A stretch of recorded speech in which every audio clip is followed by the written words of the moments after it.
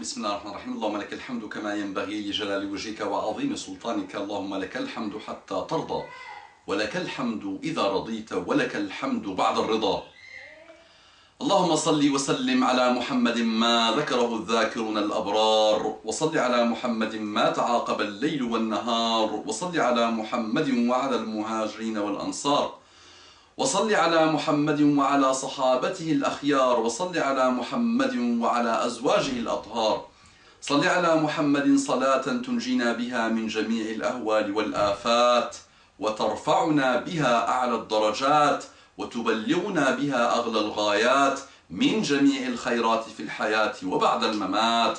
اللهم يا رب صل وسلم على حبيبنا محمد، يا رب صل وسلم على عظيمنا محمد، يا رب صل وسلم على قائدنا محمد، يا رب صل وسلم على شفيعنا محمد.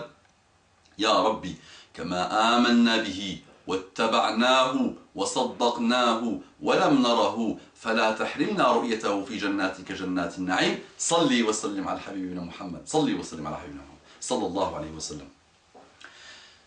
Tu as fait sallallahu alayhi wa sallam ou la mazaliye? Oui, yes, non. Yallah, dis sallallahu alayhi wa sallam. Pas suffisant. Dis-le et maintenant c'est bon. Ça fait quelque temps que je me répète. Ça fait je suis fatigué là de me répéter.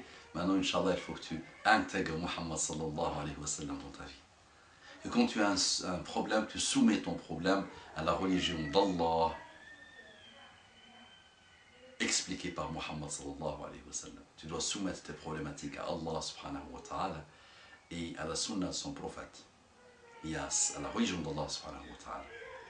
Eh oui, tu soumets tes problèmes à des shayatines, tu soumets tes problèmes à toi-même, tu soumets tes problèmes à tes amis qui n'ont rien à voir avec la religion d'Allah, mais tu oublies de soumettre tes problèmes à Allah subhanahu wa ta'ala, de vivre selon les préceptes d'Allah subhanahu wa ta'ala. C'est aussi impliqué par le mot sallallahu alayhi wa sallam. Ce n'est pas qu'une parole de la langue. Allahumma salli wa sallim ala habibina Muhammad. Rabbi shrah li sadri wa yassir li amri واحلل عقدة من لساني يفقه قولي. Assalamu alaikum wa rahmatullahi wa barakatuhu. Que la paix d'Allah subhanahu wa ta'ala, sa miséricorde et ses bénédictions soient sur vous, mes frères et sœurs, partout dans le monde. Bonjour mes frères et sœurs en humanité, qu'Allah vous guide, mes frères et sœurs en humanité. On entre directement dans le vif du sujet qui est intimement lié à mes sœurs et frères en humanité, qui sont émerveillés par la puissance de l'islam et qui hésitent encore parce qu'ils ne veulent pas s'attirer la haine et la colère de leurs proches et de leur famille. Directement dans le vif du sujet.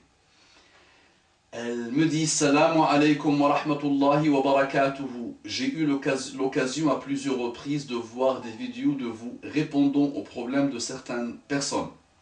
C'est pourquoi je voudrais savoir si vous pouvez m'aider. Ma situation est compliquée. Non, elle n'est pas compliquée. Rien n'est compliqué. Je souhaiterais me convertir à l'islam, mais c'est compliqué en ce qui concerne ma famille et leur mode de vie, et celui que je devrais adopter lorsque j'aurai embrassé l'islam. Et j'envisage sérieusement de le faire au plus tôt, car je reste dans la peur de ne pas me réveiller un jour et de mourir non musulmane, quand l'ange de la mort viendra me trouver. Ça me tient vraiment à cœur. Et cet été, je pars en vacances avec ma famille, donc je serai forcé de participer à toutes les activités, quelles qu'elles soient, et pour jeûner, ça ne sera pas évident non plus. Et ceci alors que le mois de Ramadan aura commencé. Donc je suis devant un dilemme qui est, est-ce que j'attends mon retour de vacances pour me convertir, ou risque de ne jamais y parvenir, car on ne peut pas savoir de quoi sera fait demain. Est-ce que je me convertis quand même, mais cette fois au risque de ne pas faire mon jeûne comme il se doit? Et je m'excuse de vous demander cela, mais j'aimerais savoir s'il est possible de commencer le Ramadan avec du retard et de rattraper ces jours manqués ensuite. Je vous remercie, j'espère que vous pouvez m'éclairer à ce sujet. Qu'Allah te guide, ma sœur. Chauffe-vous, regardez ceux qui ont évité l'islam comme Djellaba, la profondeur de ce type de questions.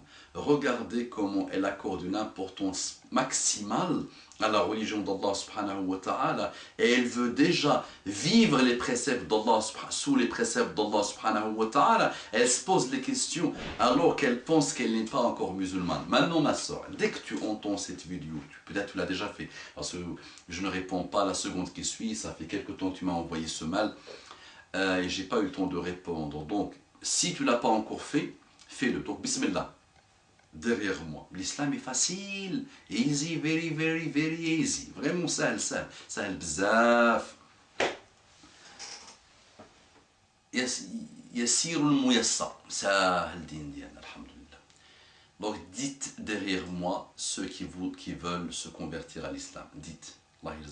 C'est pas, vous n'allez pas donner des milliards, on ne va pas vous demander des choses, on ne vous demande rien autre que dire, mais étudier aussi ce qu'elle veut dire et observer, méditer ce qu'elle implique dans la vie, cette phrase que je vais vous dire. Alors, bismillah, ma soeur, bismillah, derrière moi. Ashhadu an la ilaha illallah wa ashhadu anna Muhammadan Rasulullahi sallallahu alayhi wa sallam. On répète. Ashhadu an la ilaha illallah wa ashhadu anna Muhammadan Rasulullahi sallallahu alayhi wa sallam. Troisième fois. Ashhadu an la ilaha illallah wa ashhadu anna Muhammadan Rasulullahi sallallahu alayhi wa sallam. Je témoigne qu'il n'y a pas de divinité autre qu'Allah, et je témoigne que Muhammad est le prophète et le messager d'Allah. Et tu peux aussi rajouter, si tu étais chrétienne, wa ashhadu anna Isa abdullahi wa rasuluhu. Et je témoigne que Isa, Jésus, est le serviteur d'Allah et son messager. Donc ma sœur, le kufr, il n'y a pas pire. La mécréance te mène directement en enfer. Tu passeras ni comme ça, ce sera droit vers l'enfer, la mécréance. Le péché n'est pas comparable à la mécréance. Donc tu as répondu à ta question toi-même avec une intelligence pure, masha'Allah. L'hésitation, tu as hésité entre deux choses, mais ça montre, quand je lis entre les lignes, je vois que tu as beaucoup d'intelligence, masha'Allah. C'est que tu dois te convertir à l'islam, tu dois dire ce témoignage de foi, tu dois l'étudier et tu dois commencer à faire des recherches pour savoir qu'est-ce qu'il implique dans ta vie. D'accord? Le reste, il y a tellement de belles choses dans la religion musulmane en termes de jurisprudence, en termes de fiqh, en termes de taysir, qu'il y aura toujours des solutions. Et qu'en cas d'obligation totale, quand tu n'as pas le choix, il y aura toujours des dérogations en islam. D'accord? Et après, il y a aussi des choses à mettre en place avec ta famille, Inch'Allah, des choses dans ton comportement, des choses d'explication de l'islam, qui feront que peut-être, Inch'Allah, eux aussi rapidement ils se reconvertiront à l'islam, ils pourront t'aider. D'accord? Mais le plus important, il n'y a aucune hésitation, Allah yazak bi khair, c'est d'abord, sois musulman. Sois musulman. Dis cette shahada, dis ce témoignage, et Inch'Allah, Allah va te faciliter le reste. D'accord? Allah yazak bi khair. Donc quand tu es musulman, une question se pose. Je ne connais pas encore la Fatiha, comment je peux faire la prière alors que je ne connais pas la Fatiha? Entre le moment où je me convertis et la semaine qui suit ma conversion, ou les 2 semaines qui suivent ma conversion, ou le mois qui suit ma reconversion, déjà le pilier de l'islam, c'est avant siyam, avant le jeûne, il y a le pilier de la salat. Bah, tu as en islam des choses qui peuvent t'étonner, Inch'Allah, en termes de comment je fais la salat alors que je ne connais rien par rapport à la salat, alors que je ne connais même pas le pilier de la salat qui est la Fatiha. Donc voilà, ça c'est extrêmement riche, tu mèneras ta recherche doucement, mais sûrement, avec patience, sans vouloir passer d'un extrême vers un extrême. Là tu te brûles les ailes et tu risques même de devenir pire qu'avant, doucement, step by step. Le plus important c'est que tu sois musulman. Et juste après, tu t'intéresses au pilier de l'islam. Mais en même temps, avec ton comportement, avec les efforts que tu vas faire sur toi-même pour t'élever vers les bons comportements de l'islam, tu influenceras petit à petit, Inch'Allah, ta famille. Et n'hésite surtout pas de mettre en place les du'as, les invocations. Fais-les en français, en anglais, en chinois, en arabe. Allah subhanahu wa ta'ala comprend toutes les langues. Demande à Allah subhanahu wa ta'ala de te faciliter. Sache que ça va être une épreuve. Attention, ne n'attends pas d'avoir des fleurs quand tu te convertis à l'islam. Avec l'islam ou sans l'islam, déjà l'humain il est éprouvé de beaucoup de malheurs. Mais quand il devient musulman, quel que soit le malheur, quelle que soit l'épreuve, il est apaisé. Il est apaisé. Donc ma soeur, tu seras apaisé. Plus tu chemines vers Allah subhanahu wa ta'ala, plus tu apprends la science sincère, plus tu seras vraiment apaisé et heureuse de vivre n'importe quelle épreuve. Quel que soit le niveau d'épreuve, tu diras, moi je suis quelqu'un qui est musulman, oui, mais qui est aussi mu'min. Je suis une musulmane et je suis aussi une croyante. L'islam et l'iman, c'est pas la même chose. Donc, je sais que dans l'iman, le sixième de la foi, c'est être satisfaite par rapport et devant le destin d'Allah subhanahu wa ta'ala. Qu'il soit bon, qu'il soit mauvais. Que je prenne comme un destin bon ou que je prenne comme un destin mauvais, parce que souvent, on prend des choses comme bonnes alors qu'elles sont peut-être qu'elles nous réservent des surprises, et on prend des choses comme mauvaises alors qu'elles peuvent nous réserver de belles surprises. Donc, sois satisfait des destins d'Allah subhanahu wa ta'ala et sois solide devant les épreuves. Et comment tu pourras être solide devant les épreuves? En ancrant l'islam, en mettant l'iman et l'islam en profondeur de ton cœur et de ton comportement. Donc étudie ta religion, étudie ton Coran en entrée de jeu. Ne te lamente pas, ne dis pas mes proches vont être méchants et les musulmans sont des missionnaires, ils font rien pour m'aider. Toi-même, aide toi-même, Allah yajazik bi khair. Les musulmans qui ont hérité l'islam comme un djellaba, eux-mêmes sont très loin. Sache ma soeur que je reçois des hommes et des femmes, et j'ai souvent entendu des témoignages d'hommes et de femmes qui disent que nous avons grandi dans des familles musulmanes, mais on n'a rien de l'islam. Et nous n'avons jamais entendu Ashhadu an la ilaha illallah wa ashhadu anna Muhammadan Rasulullah à la maison. Et on n'avait jamais vu nos parents faire la prière, ni faire le jeûne, ni rien faire. Donc les musulmans, ils sont tels qu'ils sont aujourd'hui.